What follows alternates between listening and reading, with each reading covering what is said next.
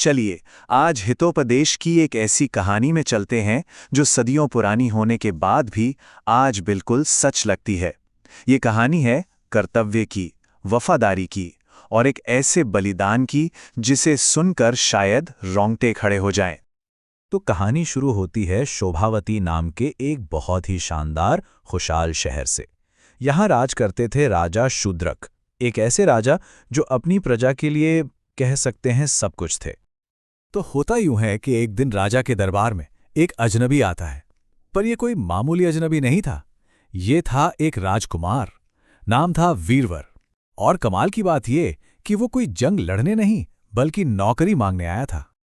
हाँ, और वीरवर अकेला भी नहीं था, अपने परिवार को भी साथ लाया था। जब वो राजा के सामने खड़ा हुआ तो उसकी आंखों में कोई लालच नहीं दिखा, बस एक सेवा का भाव था और चेहरे पर गजब का आत्मविश्वास। राजा शूद्रक उसकी बातों से, उसके आत्मविश्वास से काफी प्रभावित हुए। लेकिन भाई, सेवा की तो एक कीमत होती है ना। और वीरवर ने जो कीमत मांगी उसे सुनकर तो मानो पूरे दरबार में सन्नाटा छा गया। जरा अंदाजा लगाइए उसने क्या मांगा होगा। उसने कहा, मेरा वेतन हर रोज 400 सोने के सिक्के। जी हां, हर रोज। ये कोई मजाक नहीं चल रहा था। पूरे 400? उस जमाने में इतनी रकम में तो एक छोटी मोटी रियासत खरीदी जा सकती थी, और ये सब एक गार्ड की नौकरी के लिए। मतलब ये बात किसी को हजम ही नहीं हो रही थी। तो राजा भी हैरान थे। उन्होंने पूछा, चलो ठीक है, तनख्वाह तो ठीक है, पर तुम्हारे हथियार, तुम्हारे औजार कहाँ हैं?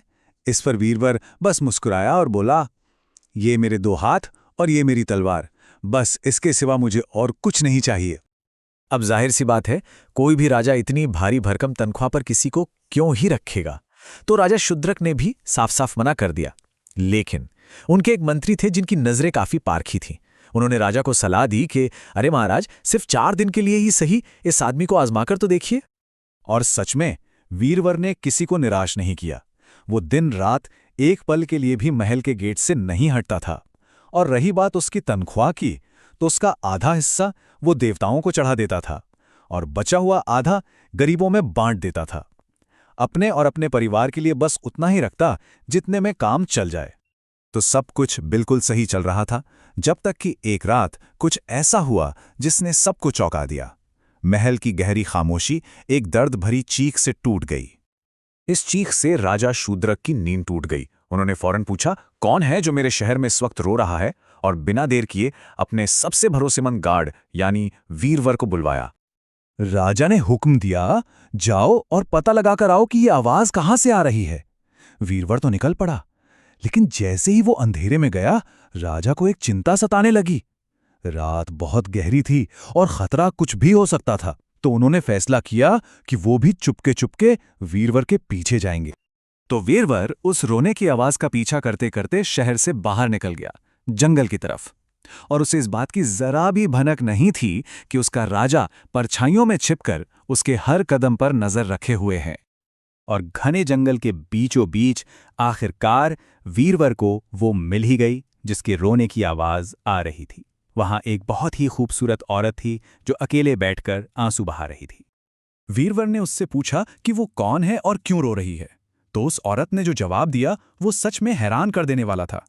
उसने कहा, मैं राजलक्ष्मी हूं, इस राज्य की किस्मत, इस राज्य की आत्मा। और उसके रोने की वजह थी एक बहुत ही भयानक भविष्यवाणी।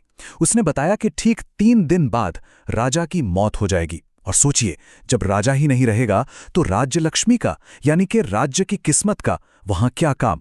उसे ये राज्य हमेशा हमेशा के लिए छोड़कर जाना पड़ेगा। ये सुनकर तो वीरवर के पैरों तले जमीन खिसक गई। वो सन्न रह गया। उसने फौरन पूछा, क्या इसे रोकने का कोई तरीका नहीं है? कोई ना कोई रास्ता तो जरूर होगा। इस पर राजलक्ष्मी ने बताया कि हां, एक समाधान तो है, लेकिन उसे करना अविश्वसनीय रूप से, मतलब लगभग नामुमकिन जैसा है। और वो रास्ता था एक बलिदान। राजलक्ष्मी ने इसके लिए 3 शर्तें बताईं। पहली शर्त, तुम्हें अपनी सबसे प्यारी चीज ढूंढनी होगी।